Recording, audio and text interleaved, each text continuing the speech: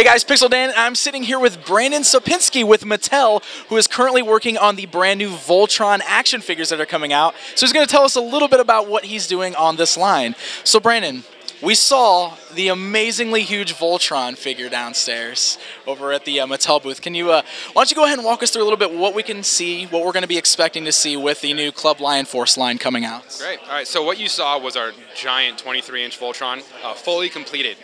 The CLub Lion Force is basically, you're going to be able to get each line separately with each corresponding pilot at the same time, which is going to unlock that giant epic 23-inch Voltron when you complete the whole collection. Each line is going to bring some kind of new transformation features, new awesome features that you've never seen before for Voltron. So each line will have a really cool ability to transform from Voltron mode, which is like the arms and legs and the chest, back into the Lion mode. Yeah, so there's activation points on each of the lions that will really be unlocked through the pilots who come with the keys. Now in the old classic product, each pilot came with a key and a head. Oh, actually a helmet, sorry.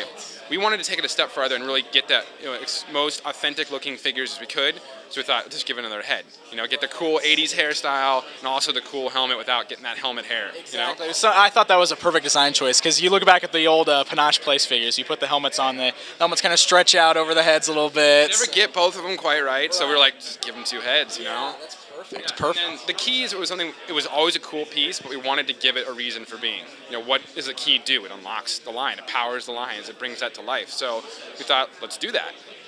So the keys, not only they'll be acting as a display base for your figure, you can stand them on the key or pose them however you want, but the key will activate not only the activation points to transform it into lion mode, but it'll also open the cockpits to the lions. And that's something new that we really wanted to bring to the lions, was having a true to like authentic show lion with a large scale but able to fit your 3 3/4-inch figures.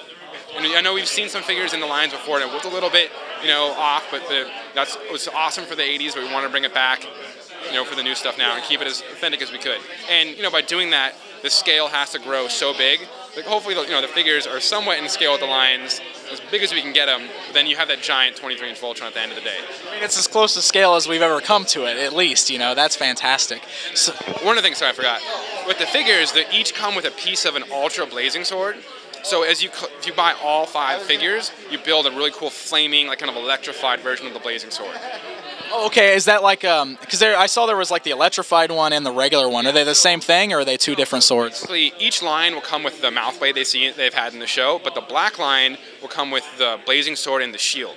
Oh, okay, okay. So yeah, that bigger price point gets you a little bit more. You get the whole black line, a mouth blade, and then also the sword and shield for Voltron. Because essentially, I think the black line is your one that's going to complete the collection. So when you complete it, you get all the stuff for your Voltron's going to need. And then if you buy the figures, that blazing sword is kind of like an ultra, like flaming effect, really cool sword. Okay, excellent. That's very cool. So the figures themselves, you know, you said they're in the 3 3/4-inch scale. They got the interchangeable heads. The articulation is looking pretty good on those too. Pretty nice. I mean, I think we have ball joints on the knees, elbows, and shoulders. I think we're running around 13 points. Might be more. Correct me if I'm wrong. Our count's always off on that, but they're really posable. You know, they're in scale. They're nice. Retro style. Hunk even has the gut and the belly. You know, Pidge has the green headband. You know, we put all the little details in there for the figures, so we wouldn't spare any expense for those guys. It's excellent. It's like we're getting the figures that we wanted to have actually as kids when we were watching them on the cartoon. You know, looking back, I'm just saying those are great products back then, but like now it's like you got to step it up. You know, and we got to give them all the stuff that you want. So when you actually get you get all the lions through the Lion Force Club. At the end of the year, you get to build the full Voltron. Can you kind of explain how that connects together a little bit, how it hooks? So the old leg transformations you guys are kind of used to from the classic products still kind of works the same way. There's some little extra details that with the auto transformation, it actually kind of snaps into place. So you have more of a locked-in system. So when they're held in place, they're really in there really well. But there's some other things, like there's actually stability points that come down from the blue and yellow lines to hold Voltron up really stable.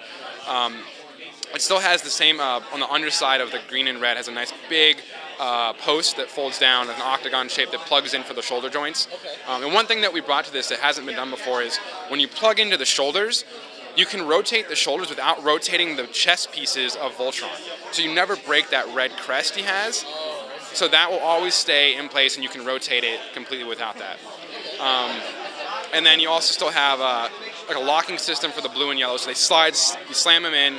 There's a cool release hinge in the back they'll let them kind of pull out really easily without you kind of rip them apart. When, I know that was a problem sometimes. You're trying to like get them apart. Those friction fits can be a pain in the ass sometimes. So there's that, and then a Black Line has some cool transformation features that are kind of hidden in there. That it's a cool reveal. Changing him from Voltron mode to Lion mode. But then also when you formed Voltron mode and you press that center crest and the head forms itself, it's one of the coolest things. We saw that and we were just like, whoa, that's so cool. So we do it over and over, and if you see in the video we're going to show, it's one of the coolest moments seeing that head form itself. So you get to form the head by pressing the crest. I can't wait. So that is awesome. So with those big lions on there, I was actually kind of wondering myself, like, how heavy that whole thing's going to be together. Do we have to worry about it being a little too top heavy and not standing on its own? That's one of the things we really considered when doing this, and that's one of the reasons we weren't able to go like die cast at this scale. We wanted to, but at this scale, it's already heavy as it is.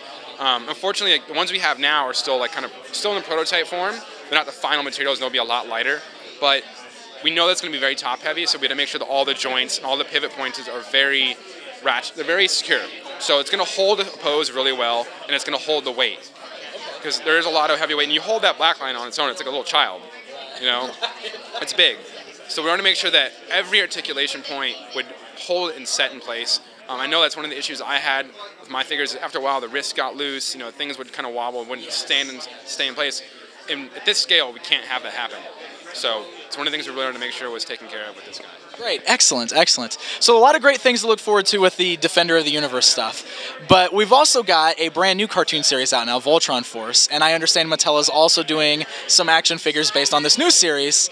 In fact, you guys had some prototypes downstairs. Can you tell us a little bit about what to expect with this new line? Well, obviously we want to celebrate the cool new designs of Voltron and the Lions, even like the new Voltcom, which is one of the coolest things I think in the show. Yes. It brings role play aspect to that for kids, and I think you're going to see a lot of cool kid-inspired, product, but as well, the collectors are really going to love the detail and stuff we're going to bring to that line. I mean, it's a whole new Voltron, and I think it's a really good new version and new re-envisioning of what Voltron could be for that.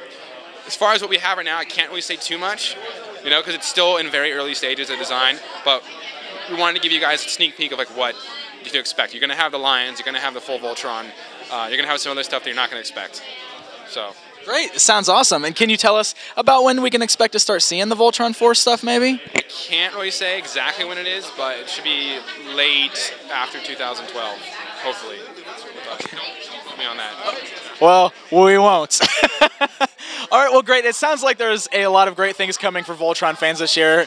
Collectors have a lot of options, it seems, with the Defender of the Universe stuff, the Voltron Force stuff, a lot of cool things. So I want to thank you very much for taking the time to talk to us today. Thank you. For PopCultureNetwork.com, I'm Pixel Dan.